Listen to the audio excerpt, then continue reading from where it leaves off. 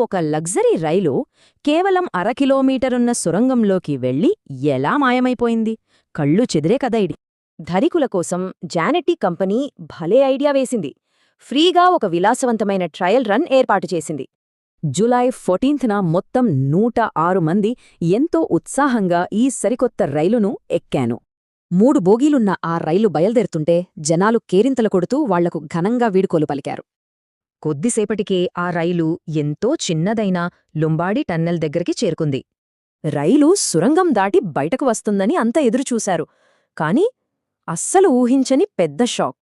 లోపలికి వెళ్లిన ఆ భారీ రైలు మరోవైపునుంచి బయటకి రాలేదు. ఇది నిజంగా నమ్మశక్యంగా లేదు కదా. అధికారులు ఆ సురంగాన్ని అణువణువూ వెతికారు. అయినా సరే ఆ రైలు జాడ ఏమాత్రం దొరకలేదు. ఇక్కడో ట్విస్ట్. ఏదో భయంకరమైన శబ్దం వినబడి 2 ప్రయాణికులు మాత్రం రైల్లోంచి కిందకు దూకేశారు.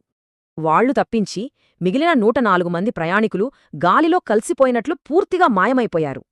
ఆ తరువాత జరిగిన కొన్ని సంఘటనలు చూస్తే ఇది ఖచ్చితంగా టైం ట్రావెల్ పజిల్లాగే అనిపిస్తుంది.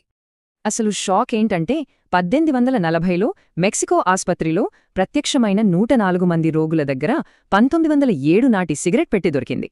మళ్లీ 1955లో ఉక్రెయిన్లో డ్రైవర్ లేకుండా దెయ్యం నడుపుతున్నట్లుగా ఒక పాత రైలు పట్టాలపై కనిపించింది. 1900 క్రమేయాలో కూడా కనిపించినా ఆ రైలు 1911 నాటి జానెట్టి రైలే అని గుర్తించారు. మైండ్ బ్లాక్ కదూ.